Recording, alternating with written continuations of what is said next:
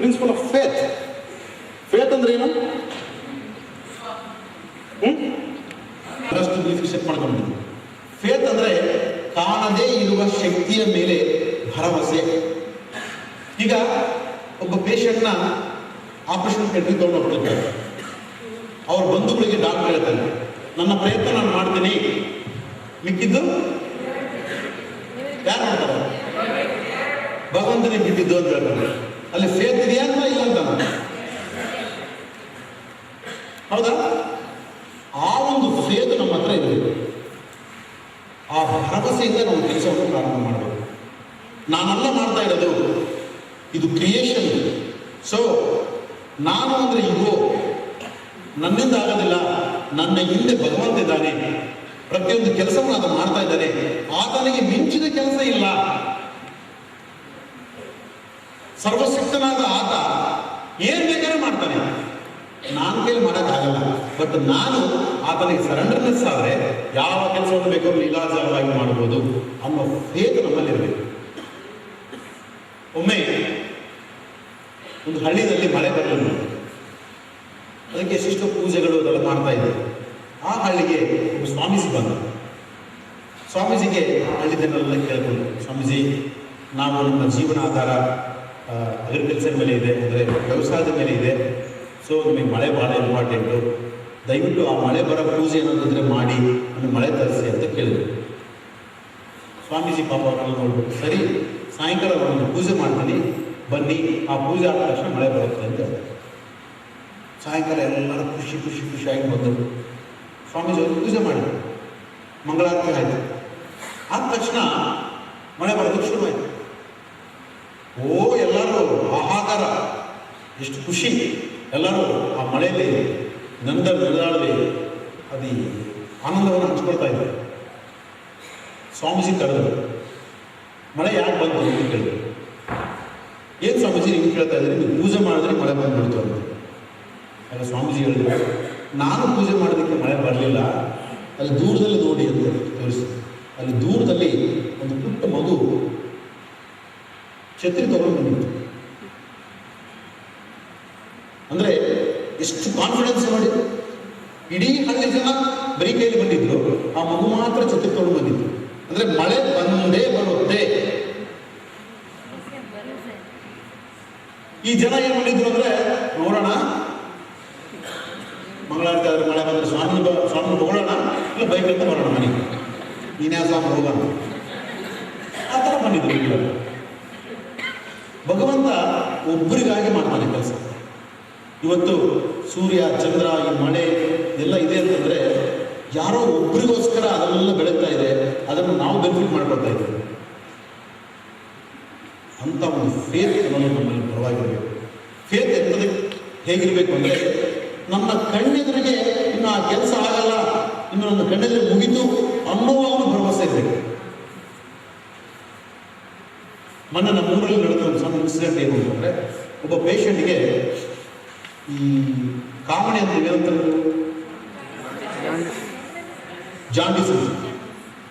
Jaundice ಪೂರ್ತಿ peak level ಹೋಗ್ಬಿಟ್ಟಿತ್ತು. Doctors ಒಳ್ಳೆಯದು ದೊಡ್ಡ ನರ್ಸಿಂಗ್ ಹೋಮ್, ಅದು ಫೇಮಸ್ ಡಾಕ್ಟರ್ಸು ಕರೆದುಬಿಟ್ಟು ಅವ್ರಿಗೆ ಹೇಳಿದ್ರು, ಇನ್ನು ಮುಗಿದಿದೆ ಪೇಷಂಟ್ ಅದೇ 3 ದಿನ ಅಥವಾ 4 ದಿನ ಜಾಸ್ತಿ ಬದುಕೋದಿಲ್ಲ, ಮನೆಗೆ ಕರ್ಕೊಂಡು ಹೋಗ್ಬೇಕು. ಆಗ ಡಿಸ್ಚಾರ್ಜ್ ಮಾಡ್ಬೇಕಂತ ಬಂದು ಪೇಷಂಟಿಗೆ ಹೇಳಿದ್ರು, ಹೋಗೋಣ ನಿಮ್ಮ ಮನೆಗೆ. ಯಾಕೆ ಅಂತ ಕೇಳಿದ್ರು ಪೇಷಂಟ್. ಅವನು ಸಾಧಾರಣ ಹಳ್ಳಿ ಮನುಷ್ಯ. ಯಾಕೆ ಅಂತ ಕೇಳಿದ್ರೆ ಅವ್ರು ಹೇಳಿದ್ರು, ಇನ್ನು ಇದು ಬದುಕೋದು ಗ್ಯಾರಂಟಿ ಇಲ್ಲ ಅಂತ ಡಾಕ್ಟರ್ ಹೇಳಿದ್ದಾರೆ, ಇದು ಇಲ್ಲಿ ಯಾಕೆ, ಮನೆಗೆ ಅಂತ ಹೋದರೆ ಎಲ್ಲರೂ ನೋಡ್ಬೋದು ಅಂತ ಹೇಳಿದ್ರು. ಆ ಪೇಷಂಟ್ ಏನಂತ ಅಂದರೆ, ನನಗೇನು ಸಾಯ್ತಾ ಇದೆ ಅಂತ ಅನಿಸ್ತಾ ಇಲ್ಲ ಅಂತ. ಆಗ ಈ ಪೇಷಂಟ್ಸು ಡಾಕ್ಟರ್ಸ್ ಇಬ್ಬರು ಬಯಕೆ ಮಾಡಿದ್ರು. ನಾವೆಲ್ಲ ರಿಪೋರ್ಟ್ ನೋಡಿದ್ದೀವಿ ಅಂತ ಡಾಕ್ಟರ್ಸ್ ಹೇಳಿದಾರೆ ಅಂತ ಇವರು, ನಿಮ್ಗೆ ಗ್ಯಾರಂಟಿ ಸಾಯ್ತಿ ಅಂತ. ಅವನು ಅದೇ ಮಾತಾಡ್ತಾ ಇದ್ದಾರೆ, ನನಗೆ ಅನಿಸ್ತಾ ಇಲ್ಲ. ಸರಿ, ಬೆಳಿಗ್ಗೆ ಕರ್ಕೊಂಡು ಅವನನ್ನು ಬಿಟ್ಟರು. ಬೆಳಿಗ್ಗೆ ಅವ್ರ ಊರಿನಲ್ಲಿ ಯಾರೋ ಒಂದು ಯಾವುದೋ ದೇವಸ್ಥಾನ ಕಟ್ಟಿಸುವಂತ ಪಟ್ಟಿಗೆ ಬಂದಿದ್ದಾರೆ, ಅರೆ ಈ ದುಡ್ಡು ಕೇಳಬೇಕು. ಅವ್ರಿಗೆ ಈ ಮನೇಲಿ ಯಾರಿಲ್ಲ ಅಂತ ಕೇಳಿದ್ರೆ, ಇಲ್ಲ ಇವರು ಈ ಥರ ಹಾಸ್ಪಿಟಲ್ ಇದ್ದಾರೆ, ಅವರು ಪೂರ ಸೀರಿಯಸ್ ಇದೆ. ಏನಾಗಿದೆ ಅಂದರೆ ಜಾಂಡೀಸ್ ಆಗಿದೆ, ಪೂರ ಸೀರಿಯಸ್ ಆಗಿದೆ, ಇನ್ನೊಂದು 2 ದಿನದಲ್ಲಿ ಹೋಗ್ತಾನೆ ಪೇಷಂಟ್. ಅಯ್ಯೋ, ನಮ್ಮ ಊರಿನಲ್ಲಿ ಆ ಜಾಂಡೀಸ್ಗೆ ಒಂದು ಆಯುರ್ವೇದಿಕ್ ಔಷಧ ಕೊಡೋದಿದ್ದಾರೆ, ಅವ್ರ ಹತ್ರ ಕನ್ಸಲ್ಟ್ ಮಾಡಿ. ಅವ್ರ ಹತ್ರ ಇನ್ನು ಗುರುವಾರ 3 ದಿನ ಬಾಕಿ. ಡಾಕ್ಟರ್ ಹೇಳಿದ ಟೈಮ್ ಎಷ್ಟು? 3 ದಿನ. ಅವ್ರ ಔಷಧ ಕೊಡೋ ಟೈಮ್ ಎಷ್ಟು? 3 ದಿನ. ಆಗ ಬಂದು ಅವ್ರು ಹೇಳಿದ್ರು, ಈ ಥರ ಔಷಧ ಕೊಡೋಣ ಕನ್ಸಲ್ಟ್ ಮಾಡಿದ್ದೀವಿ, ಅವರು 3 ದಿನ ಟೈಮ್ ಹೇಳಿದ್ದಾರೆ, ಬಟ್ ಇವ್ರು ದುರದೃಷ್ಟ ಡಾಕ್ಟರ್ ಹೇಳಿದ್ರು ಇನ್ನು 3 ದಿನ ಸಾಹಿತ್ಯ ಅಂತಂದೇಳಿ, ಇಲ್ಲಿಲ್ಲ 3 ದಿನ ಬದುಕ್ತೀನಿ ನಾನು, ಅವ್ರನ್ನ ಕರೆ ಕಳಿಸ್ತೀನಿ. ಅವ್ರನ್ನ ಕರೆಸಿದ ಮೇಲೆ ಔಷಧ ತರಿಸಿದ್ರೆ, ತರಿಸಿದ ಮೇಲೆ ಅವ್ನು 3ನೇ ದಿನ ಬದುಕಿದ್ದಾನು. ಅವತ್ತು ಗುರುವಾರ ದಿನ ಔಷಧ ಹಾಕಿದ್ದು, ಔಷಧ ಹಾಕಿದ ತಕ್ಷಣ ಅವ್ರು ಹೇಳಿದ್ರೆ, ಈ 24 hours ನಾವು ಬದುಕಿದ್ದೆ ಆದರೆ ಗ್ಯಾರಂಟಿ ಬದುಕ್ತಾನೆ. 24 hours ಆಯಿತು, 2 days ಆಯಿತು, 3 days ಆಯಿತು, 6 days ಆಯಿತು. ಆಮೇಲೆ ಜಾಂಡೀಸ್ ಚೆಕ್ ಮಾಡಿದ್ರೆ ಒಳ್ಳೆ ಡೌನ್ಫಾಲ್ ಸ್ಟಾರ್ಟ್ ಆಗಿರ್ಲಿಲ್ಲ, ಅದು ಕಡಿಮೆ ಆಗ್ತಾ ಹೋಗೋದು. 15 ದಿವಸ 15 days ಔಷಧ ಕೊಡಬೇಕು ಅಂತ ಹೇಳಿದ್ರಂತೆ. 15 days ಕೊಡೋದ್ರೊಳಗೆ ಕಂಪ್ಲೀಟಾಗಿ ಜಾಂಡೀಸ್ ಆಗಿ ಆಗಿತ್ತು, ಲಿವರ್ ಎಲ್ಲ ಫಸ್ಟ್ ಕ್ಲಾಸ್ ಆಗಿ ವರ್ಕ್ ಆಗ್ತಾ ಇತ್ತು. ಅವನು ಊರಿಗೆ ಕರ್ಕೊಂಡು ನನಗೆ ಭಾಳ ಕುತೂಹಲ, ಅವ್ನು ಮಾತಾಡ್ಸೋಣ ಎಂತವನು, ಅವನಿಗೆ ಏನೊಂದು ಸೈಕಾಲಜಿ ಗೊತ್ತಿದೆ ನೋಡೋಣ ಅಂತ ಅವ್ರ ಹತ್ರ ಹೋಗಿದ್ದೆ ನಾನು. ಈಗ ಅವನ ಹತ್ರ ಮಾತಾಡಿದೆ. ಹೌದು, ಅದೆಂಥ ಧೈರ್ಯದಿಂದ ನನಗೆ ಇಲ್ಲ ಅಣ್ಣ, ನನಗೆ ಅನಿಸ್ತು, ನಾನೇನು ಸಾಯೋಲ್ಲ ಅಂತ ಅನಿಸ್ತು, ಅದಕ್ಕೆ ಸಾಯೋದು ನೋಡೋಣ ನಾನು. ಅದಕ್ಕೆ ಆ ಭರವಸೆ ಅಂದರೆ ಸಾಯ್ತೀವಿ ಅಂತ ಡಾಕ್ಟರ್ಸು ಮನೆಯವರು ಹೇಳಿದ್ರು ಕೂಡ ಅವನಿಗೆ ಭರವಸೆ ಇತ್ತು ಭಗವಂತನಲ್ಲಿ. ನನ್ನ ಭಗವಂತ ನನ್ನನ್ನು ಕಾಪಾಡ್ತಾನೆ, ನಾನು ಬದುಕ್ತೀನಿ ಅನ್ನೋ ಭರವಸೆ ಇತ್ತು. ಅದು ನಿಜವಾದ ಭರವಸೆ. ಆ ಒಂದು ಫೇತ್ ನಮ್ಮಲ್ಲಿ ಇದ್ದಿದ್ದೇ ಆದರೆ ನಾವು ಯಾವ ಕಾರ್ಯವನ್ನು ಮಾಡಿದ್ರು ಕೂಡ 100% ಸಕ್ಸಸ್ ಆಗ್ತದೆ. ಆ ಒಂದು ಫೇತ್ ಅಂದರೆ ನಾವು ಪ್ರತಿಯೊಂದು ಕೆಲಸವನ್ನು ಮಾಡಬೇಕಾಗಿದೆ. ಅಂತ ಒಂದು ಫೇತ್ ನಮ್ಮಲ್ಲಿ ಬರಬೇಕಾಗಿದೆ. ನೆಕ್ಸ್ಟ್,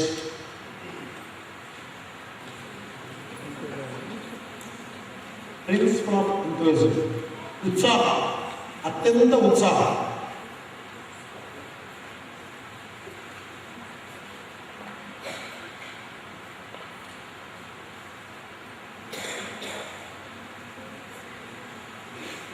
ಒಂದು ಸ್ಮಾಲ್ ಸ್ಟೋರಿ ಹೇಳ್ಬಿಟ್ಟು ಇದನ್ನು ಮುಗಿಸ್ತೀನಿ.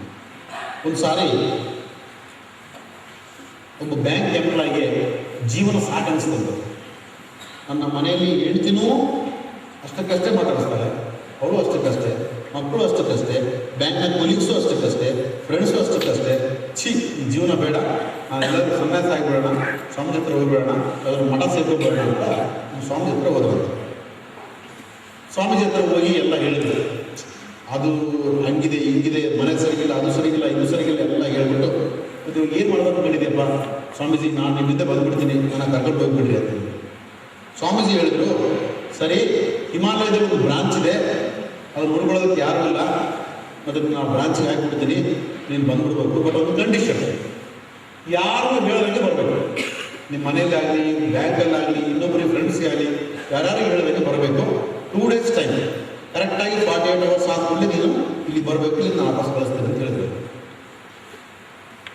ಅದಕ್ಕೆ ಕೌಂಟ್ ಡೌನ್ ಸ್ಟಾರ್ಟ್ ಆಯಿತು. 48 hours ಕೌಂಟ್ ಡೌನ್, ಏನು 47 hours ಮಿನಿಟ್ಸ್ನ ಸ್ಟಾರ್ಟ್ ಮಾಡಿದಂತೆ ಕೌಂಟ್ ಡೌನ್. ಆಗ ಅವನಿಗೆ 2 ದಿನ ಇರ್ತೀನಲ್ಲ ಅಂತಂದು ಹೇಳ್ಬಿಟ್ಟು ಸೀದಾ ಮನೆಗೆ ಹೋದ. ಮನೆಗೆ ಹೋಗ್ಬೇಕಾದ್ರೆ ಯಾವತ್ತಾವತ್ತು ಹೇಳ್ತಿ ಹೂ ತೊಗೊಂಡೋಗಿದ್ದಿಲ್ಲ, ಅವತ್ತು ಹೂ ತೊಗೊಂಡ, ಇಷ್ಟು ಸ್ವೀಟ್ ತೊಗೊಂಡ. ಯಾವತ್ತಾವತ್ತು ನಗ್ತಾ ಇರಲಿಲ್ಲ ಅವನು, ನಗ್ತಾ ನಗ್ತಾ ಹೇಳ್ತಿ ಕೊಟ್ಟ. ಕೊಟ್ಟು ಹೇಳ್ದ, ನೀನು ಭಾಳ ತುಂಬ ಚೆನ್ನಾಗಿ ಕಾಣ್ತೀಯ ಅಂತ. ಹೇಳ್ತಿ ಫುಲ್ಲು ಖುಷಿ. ನೋಡ್ರಿ, ಯಾರಾದ್ರೂ ಅವ್ರ ಯಜಮಾನ್ರು ಹೇಳ್ಬಿಟ್ಟು ಹೂ ಕೊಟ್ಟು ಚೆನ್ನಾಗಿ ಕಾಣ್ತೀರಿ ಅಂದರೆ ಎಷ್ಟು ಖುಷಿ ಪಡ್ತಾರೆ, ಭಾಳ ಖುಷಿ ಪಟ್ಬಿಡ್ಲಿ ಹೇಳ್ತಿ. ಆಮೇಲೆ ಸಿನಿಮಾಕ್ಕೆ ಹೋಗೋಣ ಇವತ್ತು ಅಂತ ಪಿಕ್ಚರ್ ಕರ್ಕೊಂಡು ಹೋದ, ಹೇಳ್ತೀನಿ ಕರ್ಕೊಂಡು, ಜೊತೆಗೆ ಮಕ್ಕಳು ಕರ್ಕೊಂಡು ಹೋದ ಪಿಕ್ಚರ್ಗೆ. ಯಾವ್ದಾವ್ದು ಹೊರಗೆ ಕರೆದಿರಲಿಲ್ಲ. ಆಮೇಲೆ ಬೇಡ, ಮನೇಲಿ ಅಡುಗೆ ಮಾಡೋದು ಬೇಡ, ಹೋಟೆಲ್ ಊಟ ಮಾಡೋಣ ಅಂತ ಪಿಕ್ಚರ್ ಮುಗಿಸ್ಕೊಂಡು ಹೋಟೆಲ್ ಊಟ ಮಾಡಿದ್ರು. ಬಂದರು, ಹೇಳ್ತಿಗೆ ಒಂಥರ ಸ್ವರ್ಗನೇ ಸಿಕ್ಕಂಗಾಗಿತ್ತು. ಏನಪ್ಪ ಇದಕ್ಕಿಂತ ಇಷ್ಟು ಬದಲಾಗ್ಬಿಟ್ಟ ಅಂತ.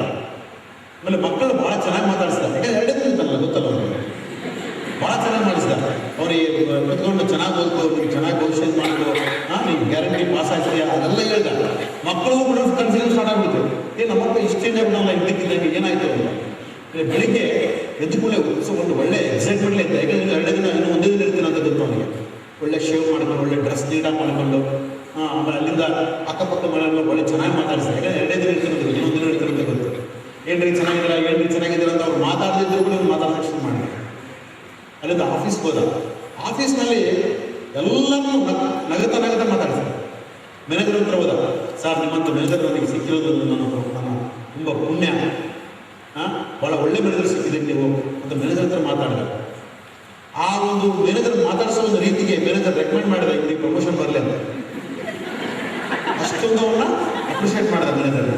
ಎಲ್ಲರೂ ಬಹಳ ಚೆನ್ನಾಗಿ ಮಾತಾಡಿಸಿದ್ದಾರೆ. ಸಂಜೆ ಆಯಿತು, ಮತ್ತೆ ತನ್ನ ಫ್ರೆಂಡ್ಸ್ ಎಲ್ಲೆಲ್ಲಿದ್ದಾರೆ ಅವರೆಲ್ಲ ಹೋಗಿ ಮಾತಾಡ್ಸ್ಕೊಂಡು ಬಂದ. ರಿಲೇಟಿವ್ಸ್ಗೆಲ್ಲ ಫೋನ್ ಮಾಡಿದ, ಒಳ್ಳೆ ಖುಷಿಲಿ ಫೋನ್ ಮಾಡಿದ. ರಾತ್ರಿ ಹತ್ತಂಗೆ ಅವನಿಗೆ ಶುರುವಾಯಿತು, ನಾಳೆ ಹೋಗ್ಬೇಕಲ್ಲ ನಮ್ಮ ಬೆಳಿಗ್ಗೆ. ಎಲ್ಲಿಗೆ? ಹಿಮಾಲಯಕ್ಕೆ ಹೋಗ್ಬೇಕು ನಾಳೆ.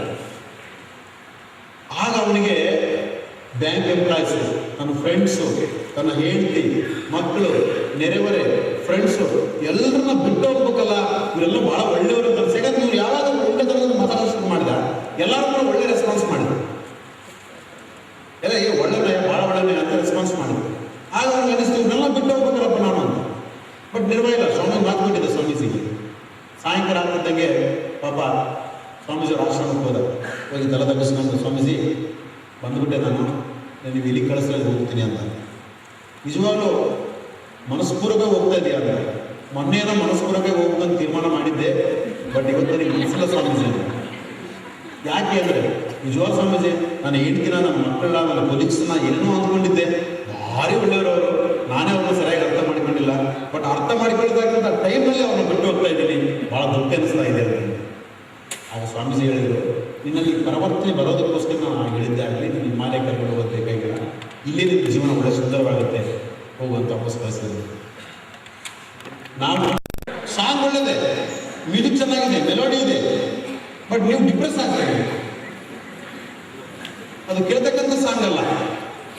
ಸೊ ಅದರ ಬದಲಾಗಿ ಆಡಿಸಿ ನೋಡು, ಬೀಳಿಸಿ ನೋಡು ಸಾಂಗ್ ಕೇಳ್ಬೋದು. ಒಳ್ಳೆ ಎಕ್ಸೈಟ್ಮೆಂಟ್ ಇದೆ ಅದರ ಸಾಂಗ್ ಅಲ್ಲಿ. ಆ ರೀತಿಯಾಗಿ ಚೆನ್ನಾಗಿದೆ, ಮೆಲೋಡಿ ಇದೆ ಅಂತ ನೀವು ಡಿಪ್ರೆಸ್ ಆಗಿರ್ತಕ್ಕಂಥ ಸಾಂಗ್ಸ್ ಕೇಳಿದ್ರು ನೀವು ಡಿಪ್ರೆಸ್ ಆಗ್ತೀರಿ. ನೀವು ಉತ್ಸಾಹ ಬರೋದ್ರ ಬಗ್ಗೆ ನಿರುತ್ಸಾಹ ಬರುತ್ತೆ, ಮತ್ತೆ ಜೀವನ ಬೇಸರ ಆಗುತ್ತೆ. ಮತ್ತೆ ಅದೇ ಆಡಿಸಿ ನೋಡು, ಬೀಳಿಸಿ ನೋಡು ಸಾಂಗ್ ಕೇಳಿದ್ರೆ ಜೀವನ ಬಗ್ಗೆ ಮತ್ತೆ ನಿಮ್ಗೆ ಉತ್ಸಾಹ ಮತ್ತೆ ಬದುಕಬೇಕನ್ನೋ ಭರವಸೆ ಬರುತ್ತೆ. ಸೊ ಅಂತ ಒಂದು ಸಾಂಗ್ಸ್ನ ಮ್ಯೂಸಿಕ್ಸ್ನ ಕೇಳ್ಬೋದು. ಆ ರೀತಿಯಾಗಿ ಉತ್ಸಾಹವಂತವಾಗಿ ನಾವು ಜೀವನ ಮಾಡಿದ್ದೇ ಆದರೆ ನಮ್ಮ ಜೀವನದಲ್ಲಿ ಎಲ್ಲವೂ ಕೂಡ ಉತ್ಸಾಹವಾಗಿ ಬರ್ತದೆ.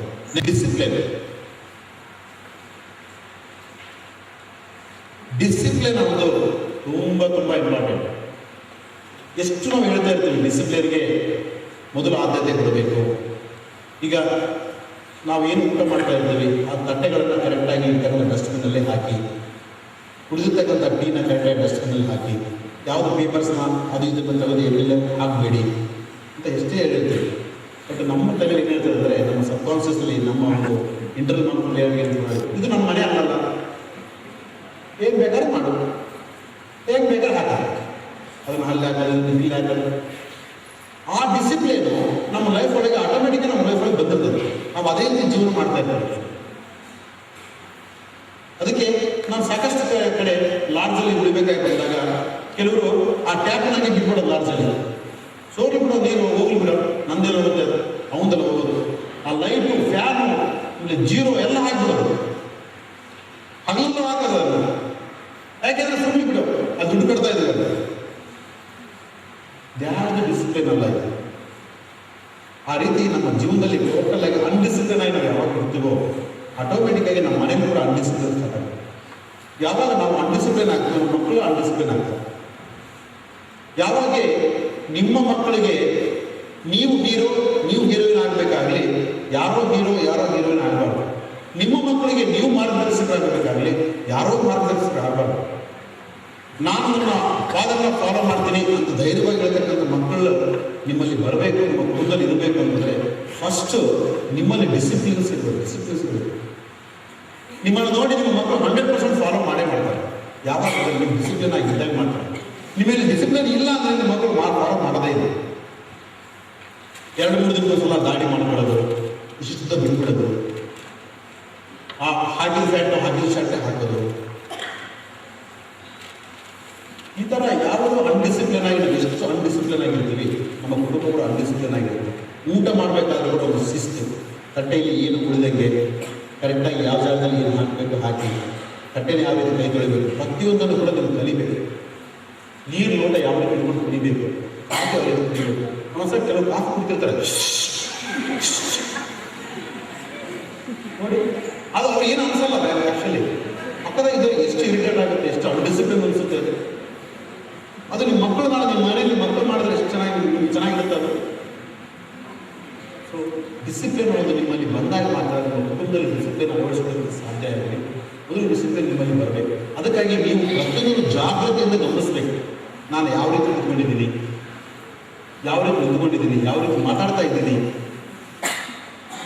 ಪ್ರತಿಯೊಂದನ್ನು ಗಮನಿಸಬೇಕು. ನಾನು ಡ್ರೆಸ್ ಯಾವ ರೀತಿ ಹಾಕೊಂಡಿದ್ದೀನಿ, ಗುಂಡು ಸರಿಯಾಗಿದೆಯೇ ಇಲ್ಲ, ಗುಂಡಿ ಸರಿಯಾಗಿ ಹಾಕೊಂಡಿದ್ದೇನೆ ಇಲ್ಲ, ನನ್ನ ಶೂ ಸರಿಯಾಗಿದೆಯೇ ಇಲ್ಲ, ಪ್ರತಿಯೊಂದನ್ನು ಅಬ್ಸರ್ವ್ ಮಾಡಬೇಕು. ನೀವು ಏನೇ ಮಾಡಲಿ ನಿಮ್ಮ ಎಫೆಕ್ಟ್ ನಿಮ್ಮ ಮಕ್ಕಳ ಮೇಲೆ, ಹೊರಗಿನ ಸಮಾಜದ ಮೇಲೆ ಬೀಳುತ್ತೆ. ಅದ ಕಾರಣ ನೀವೊಬ್ಬರೇ, ನೀವು ಒಂದೇ ಒಬ್ಬರೇ ಅಲ್ಲ, ನೀವಂದ್ರೆ ಸಮಾಜ, ಸಮಾಜ ಅಂದರೆ ನೀವು. ಸೊ ಡಿಸಿಪ್ಲಿನ್ ನಿಮ್ಮಲ್ಲಿ ಬಂದಾಗ ಸಮಾಜದಲ್ಲಿ ಡಿಸಿಪ್ಲಿನ್ ಬರ್ತದೆ. ನಾವು ಭಾಳಷ್ಟು ಜನ ಹೇಳ್ತಿರ್ತೀವಿ, ಬಸ್ ಸ್ಟ್ಯಾಂಡಲ್ಲಿ ಸರಿಯಾಗಿ ಡಿಸಿಪ್ಲಿನ್ ಆಗಿ ನಾವು ಮೇಂಟೈನ್ ಮಾಡಲ್ಲ, ಇಂಡಿಯಾದಲ್ಲಿ ಅಲ್ಲಿ ಸರಿಯಾಗಿ ಮಾಡಲ್ಲ, ಥಿಯೇಟ್ರಲ್ಲೂ ಸರಿಯಾಗಿ ಮೇಂಟೈನ್ ಮಾಡಲ್ಲ, ಅಲ್ಲಿ ಸರಿಯಾಗಿ ಮೇಂಟೈನ್ ಮಾಡಲ್ಲ ಅಂತ ನಾವು ಕಂಪ್ಲೇಂಟ್ ಮಾಡ್ತಾ ಇದ್ದೀವಿ. ಫಾರ್ಮಲ್ ಆದರೆ ಭಾಳ ಕ್ಲೀನಾಗಿ ಮೇಂಟೈನ್ ಮಾಡ್ತಾರೆ, ಅಲ್ಲಿ ಡಿಸಿಪ್ಲಿನ್ ಆಗಿ ಪೀಪಲ್ಸ್ ಇದೆ. ಅಲ್ಲೂ ಒಂದು ಕಾಲಕ್ಕೆ ನಮ್ಮಂಗೆ ಇತ್ತು, ಒಬ್ಬರು ಸ್ಟಾರ್ಟ್ ಮಾಡಿದ್ರು, ಡಿಸಿಪ್ಲಿನ್ ಬಂತು, ಈಗೆಲ್ಲ ನಮಗೆ ಕಾಣ್ತಾ ಇದೆ. ಇಲ್ಲೂ ನಾವು ಕೂಡ ಇವಾಗ ಡಿಸಿಪ್ಲಿನ್ ಸ್ಟಾರ್ಟ್ ಮಾಡೋಣ, ಬಟ್ ಒಂದಲ್ಲ ಒಂದು ರಿಸಲ್ಟ್ ಬರುತ್ತೆ. ಯಾವುದನ್ನೂ ಕೂಡ ನಾವು ಮಾಡಿದ್ರೆ ಏನೂ ಆಗಲ್ಲ. ಯಾರೋ ಮಾಡಿದ್ದನ್ನು ನಾವು ನೋಡಬೇಕು ಅಂದ್ರಲ್ಲ, ಫಸ್ಟ್ ನನ್ನಿಂದ ಪ್ರಕಾರ ಮಾಡಬೇಕು. ಡಿಸಿಪ್ಲಿನ್ ನನ್ನಿಂದ ಮೇಂಟೈನ್ ಆಗಲಿ. ಯಾವುದಕ್ಕೂ ಒಂದು ಕಾಗದ ಚೂರು ತಗೊಂಡು ಇಲ್ಲಿ ಬಿಸಾಕೋದು, ಅದನ್ನು ಈ ಥರ ಹರಿದು ಬಿಸಾಕೋದು, ಮನೆಯಲ್ಲೆಲ್ಲ ಹಾಕೋದು, ಅದು ಯಾವುದು ಡಿಸಿಪ್ಲಿನ್ ಅಲ್ಲ. ಡಿಸಿಪ್ಲಿನ್ ಪ್ರತಿಯೊಂದು ಡಿಸಿಪ್ಲಿನ್. ನಿಮ್ಮ ಪುಸ್ತಕಗಳನ್ನು ಇಟ್ಕೊಳ್ಳೋದು ಡಿಸಿಪ್ಲಿನ್, ನಿಮ್ಮ ಶರ್ಟು ಪ್ಯಾಂಟ್ನ ಇಟ್ಕೊಳ್ಳೋದು ಡಿಸಿಪ್ಲಿನ್, ಸೀರೆಗಳನ್ನು ಇಟ್ಕೊಳ್ಳೋದು ಡಿಸಿಪ್ಲಿನ್. ಯಾವ ಬೇಕು ಚೆಲ್ಲಾಪಿಲ್ಲ ಆಗೋದು. ಕೆಲವೆಲ್ಲ ರೂಮ್ಸ್ ನೋಡ್ತಿರ್ತೀನಿ ಹೋಗಿ ನಾನು ಸ್ಟೂಡೆಂಟ್ ರೂಮ್ಗಳು ನೋಡಿದಾಗ, ಕೆಲವು ರೂಮ್ ನೋಡಿದ್ರೆ ಎಷ್ಟು ಖುಷಿ ಅನಿಸುತ್ತೆ. ಎಷ್ಟು ಚೆನ್ನಾಗಿ ಇಟ್ಕೊಂಡಿರ್ತಾರೆ ರೂಮ್ ಅಂದರೆ, ಅಷ್ಟು ಚೆನ್ನಾಗಿ ಇಟ್ಕೊಂಡಿರ್ತಾರೆ. ಒಂದು ಕಸ ಇರೋದಿಲ್ಲ, ಕ್ಲೀನ ಬಟ್ಟೆಗಳನ್ನು ಜೋಡಿಸ್ಕೊಂಡಿರ್ತಾರೆ, ಪುಸ್ತಕಗಳನ್ನು ಜೋಡಿಸ್ಕೊಂಡಿರ್ತಾರೆ. ಅವ್ರು ಮಲಿಕೊಳ್ಳೋ ಹಾಸಿಗೆ ಅಷ್ಟು ಚೆನ್ನಾಗಿರ್ತದೆ, ಒಳ್ಳೆ ಅಟ್ಮಾಸ್ಫಿಯರ್ ಇರ್ತದೆ. ಆ ರೂಮೆಲ್ಲ ಒಂದು ಒಳ್ಳೆ ಸುವಾಸನೆ ಭರಿತವಾಗಿರ್ತದೆ. ಕೆಲವರು ರೂಮ್ ನೋಡ್ಬೇಕು ನೀವು, ಕೆಲವರು ರೂಮಲ್ಲ, ಮೋಸ್ಟ್ ಜಾಸ್ತಿ ರೂಮ್ ಹಂಗೆ ಇರ್ತದೆ. ಅವನು ಪ್ಯಾಂಟ್ ಎಲ್ಲ ಹಾಕಿರ್ತಾನೆ, ಶರ್ಟ್ ಎಲ್ಲ ಹಾಕಿರ್ತಾನೆ, ಅವ್ನು ಏನು ತಿಂತಾನೆ, ಏನು ಬಿಡ್ತಾನೆ, ಆ ರೂಮಲ್ಲಿ ವಾಸನೆ ಇರ್ತದೆ. ಯಾಕೆಂದ್ರೆ ಅವ್ರ ಮನೇಲಿ ಅದೇ ವಾತಾವರಣ ಇರ್ತದೆ. ಅವ್ರ ಅಪ್ಪನ ಹಂಗಿರ್ತದೆ, ಅವ್ರ ಅಪ್ಪ ಹೇಳ್ತಾರಂದ್ರೆ ಅವ್ರ ಅಪ್ಪನ ಫಾಲೋ ಮಾಡಿರ್ತಾನೆ. ಸೊ ಡಿಸಿಪ್ಲಿನ್ ನಾವು ಮೇಂಟೈನ್ ಮಾಡೋಣ. ನಮ್ಮನ್ನು ನೋಡಿ ನಮ್ಮ ಮಕ್ಕಳು ಮೇಂಟೈನ್ ಮಾಡ್ತಾರೆ, ನಮ್ಮನ್ನು ನೋಡಿ ನಮ್ಮ ನೆರೆಯವರು ಮೇಂಟೈನ್ ಮಾಡ್ತಾರೆ, ಇಡೀ ಊರೇ ಅದನ್ನು ಆಚರಿಸ್ತಾರೆ. ಸೊ ಸಕ್ಸಸ್ಗೆ ಡಿಸಿಪ್ಲಿನ್ ಅನ್ನೋದು ತುಂಬ ತುಂಬ ತುಂಬ ತುಂಬ ಇಂಪಾರ್ಟೆಂಟ್. ಆಮೇಲೆ ಡಿಸಿಪ್ಲಿನ್ ಇದ್ದರೆ ಏನಾಗುತ್ತೆ ಅಂತಂದರೆ, ಡಿಸಿಪ್ಲಿನ್ ಒಂದು ಶಕ್ತಿ. ನಾವು ಯಾವುದನ್ನೇ ಸಾಧನೆ ಮಾಡಬೇಕಾದ್ರೆ ಒಂದು ಡಿಸಿಪ್ಲಿನ್ ಆಗಿ ಮಾಡ್ತಾ ಇರ್ತೇವೆ. ಯಾವಾಗ ಆ ಡಿಸಿಪ್ಲಿನ್ ಆಗಿ ಮಾಡ್ತೀವೋ ಆ ಕಾಲದಲ್ಲಿ ನಮಗೆ 100% ರಿಸಲ್ಟ್ ಬರೋದಕ್ಕೆ ಶುರುವಾಗುತ್ತೆ. ಎಲ್ಲಿ ಡಿಸಿಪ್ಲಿನ್ ಇರೋದಿಲ್ಲೋ ಅಲ್ಲಿ ರಿಸಲ್ಟ್ ಇರೋದಿಲ್ಲ. ಅಂದರೆ ರಿಸಲ್ಟ್ ಬಂದ್ರೂ ಕೂಡ ಅದು ಸಕ್ರಮವಾದ ರಿಸಲ್ಟ್ ಇರೋದಿಲ್ಲ, ಅದು 2 ದಿನಕ್ಕೆ ಮತ್ತೆ ಹೋಗ್ಬಿಡ್ತದೆ ಆ ರಿಸಲ್ಟ್. ಅದೇ ಡಿಸಿಪ್ಲಿನ್ ಆಗಿರ್ತಕ್ಕಂಥ ರಿಸಲ್ಟೇ ಬೇರೆ, ಅನ್ಡಿಸಿಪ್ಲಿನ್ ಆಗಿರ್ತಕ್ಕಂಥ ರಿಸಲ್ಟ್ ಬೇರೆ. ಅದಕ್ಕೆ ಕೆಲವು ಎಕ್ಸಾಂಪಲ್ಸ್ ಇದೆ, ಬಟ್ ಟೈಮ್ ಆಗುತ್ತೆ.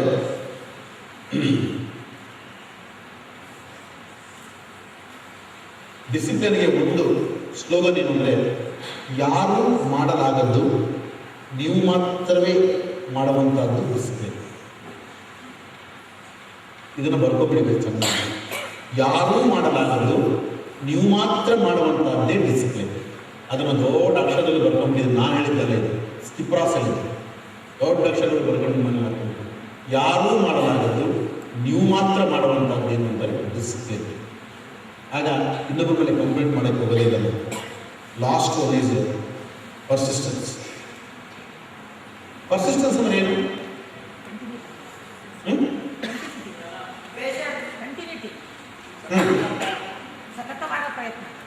Very good. ಸ್ಥಿರವಾದ ಪ್ರಯತ್ನ, ಸ್ಥಿರತೆ, ಸ್ಥಿರ ಪ್ರಯತ್ನ. ನಾವು ಏನು ಮಾಡ್ತೀವಿ, ಯಾವುದನ್ನೇ ಒಂದನ್ನು ಆರಂಭಿಸುರತ್ವ ಅಂತ ಕರಿತೀವಿ. ಸ್ಟಾರ್ಟ್ ಮಾಡ್ತೀವಿ, ಒಂದು ವ್ಯಾಪಾರವನ್ನು ಶುರು ಮಾಡ್ತೀವಿ, ಮಾಡಿ 6 ತಿಂಗಳು ಅಥವಾ 1 ವರ್ಷ ಅದನ್ನು ಟ್ರೈಲ್ ಕೊಡ್ತೀವಿ. ಆ ವ್ಯಾಪಾರ ಪ್ರಾರಂಭ ಮಾಡಬೇಕಾದ್ರೆ ಇನ್ನೊಬ್ಬರ ಮೇಲೆ ಪ್ರಾರಂಭ ಮಾಡಿರ್ತೀವಿ. ಅವ್ನು ಯಾರು ಸಕ್ಸಸ್ ಆಗಿದ್ದಾನೆ ಅಂತ ನಾವು ವ್ಯಾಪಾರ ಪ್ರಾರಂಭ ಮಾಡಿರ್ತೀವಿ. 6 ತಿಂಗಳು 1 ವರ್ಷ ಮಾಡ್ತೀವಿ, ವ್ಯಾಪಾರದ ರಿಸಲ್ಟ್ ಸಿಗಲ್ಲ, ಆ ವ್ಯಾಪಾರ ಬಿಟ್ಬಿಡ್ತೀವಿ, ಅದು ಇನ್ನೊಂದು ವ್ಯಾಪಾರ ಹೋಗುತ್ತೆ ಮಾಡ್ತೀವಲ್ರಿ. ಸಾಕಷ್ಟು ಜನ ಮಾಡ್ತಾರೆ, ಒಂದು ವ್ಯಾಪಾರ ಇನ್ನೊಂದು ವ್ಯಾಪಾರ ಮಾಡ್ತಾರೆ. ಸುಮಾರು ಅವ್ರು ಹೇಳ್ತಾರೆ, ಸರ್ ನಾನೊಂದು 8 ವ್ಯಾಪಾರಗಳು ಮಾಡಿದ್ದೀನಿ, ಯಾವುದರಲ್ಲೂ ಸಕ್ಸಸ್ ಆಗಿಲ್ಲ, ರಿಸಲ್ಟ್ ಇಲ್ಲ. ಯಾಕಂದರೆ ಪರ್ಸಿಸ್ಟೆನ್ಸ್ ಇಲ್ಲ. ಈಗ ಒಂದು ಬೀಜವನ್ನು ಹಾಕಿದರೆ ಬೆಳೆ ಬರೋದಕ್ಕೆ ಕನಿಷ್ಠ 6 ತಿಂಗಳು ಬೇಕಲ್ಲ? 6 ತಿಂಗಳು ಬೇಕಾ? ಇಲ್ಲ. ಇವತ್ತು ಬೀಜ ನಾಳೆ ಬೆಳೆ ಬರುತ್ತಾ? ಬರುತ್ತೆ ನಾಳೆ. 6 ತಿಂಗಳು ಬೇಕೇ ಬೇಕು. ಇವತ್ತು ನೀವು ಸೀಡ್ ಹಾಕ್ಬಿಟ್ಟು ಕೂತ್ಕೊಳ್ಳೋದು, ಇನ್ನಾಗಲಿಲ್ಲ, ಯಾವಾಗ ಆಗುತ್ತೆ ಬೆಳೆ, ಯಾವಾಗ ಕಟಿಂಗ್ ಮಾಡಲಿ, ಯಾವಾಗ ತಿನ್ನಲಿ ಅಂತ ಕೂತ್ಕೊಂಡ್ರೆ ಆಗುತ್ತೆ ಅದು. ಅದೇ ರೀತಿ ನಮ್ಮ ಜೀವನದಲ್ಲಿ ಪರ್ಸಿಸ್ಟೆನ್ಸ್ ಅನ್ನೋದು ತುಂಬ ಮುಖ್ಯ. ನಾವು ಏನೇ ಕೆಲಸ ಮಾಡಿದ್ರು ಕೂಡ ಅದಕ್ಕೆ ನಾವು ಶಾಂತವಾಗಿ ಕಾಯಬೇಕು. ಅದಕ್ಕೆ ಶ್ರದ್ಧಾ ಸಬೂರಿ ಅಂತ. ಇಲ್ಲಿ ಯಾರಾದರೂ ಶಿರ್ಡಿ ಸಾಹೇಬರು ಭಕ್ತರಿದಾರ ಇದ್ದಾರೆ. ಶಿರ್ಡಿ ಸಾಹೇಬರ ಫೋಟೋದ ಮೇಲ್ಗಡೆ 2 ಅಕ್ಷರಗಳಿರ್ತವೆ. ಒಂದು ಶ್ರದ್ಧೆ, ಇನ್ನೊಂದು ಸಬೂರಿ. ಸಬೂರಿ ಅಂದರೆ ಏನು ಅಂದರೆ ಸಹನ, ಸಹನೆ, ಪರ್ಸಿಸ್ಟೆನ್ಸ್. ಸಹನೆ ಅನ್ನೋದಕ್ಕಿಂತ ಅತ್ಯಂತ ಸಹನೆ ಅನ್ನೋದೇ ಸಬೂರಿ ಅಂತ ಕರೀತಾರೆ. ಸಬೂರಿ, ಶ್ರದ್ಧಾ ಸಬೂರಿ. ಶ್ರದ್ಧಾವಾನ್ ಲಭ್ಯತೆ ಜ್ಞಾನ ಅಂತ ಭಗವದ್ಗೀತೆಯಲ್ಲಿ ಹೇಳ್ತಾರೆ. ಯಾರಿಗೆ ಶ್ರದ್ಧೆ ಇರ್ತದೆ ಅವರಿಗೆ ಜ್ಞಾನ ಬರುತ್ತೆ. ಯಾರಲ್ಲಿ ಸಬೂರಿ ಇರ್ತದೆ ಅವರಿಗೆ ಸಕ್ಸಸ್ ಬರುತ್ತೆ, ರಿಸಲ್ಟ್ ಬರುತ್ತೆ. ಅಂದರೆ ಆ ಒಂದು ಪರ್ಸಿಸ್ಟೆನ್ಸ್ ಇರಬೇಕು, ಅಂತ ಒಂದು ಸಹನೆ ನಮ್ಮಲ್ಲಿ ಇರಬೇಕು. ಆ ಒಂದು ಸಹನೆ ಒಪ್ಪಿಕೆಯಿಂದ ಯಾವುದನ್ನು ನೋಡ್ಬೇಕು ನಾವು. ಹಿಂಗೆ ಮಾಡಿದ ತಕ್ಷಣ ಹಿಂಗೆ ಆಗೋದಿಲ್ಲ ಯಾವುದೇ ಕೆಲಸ.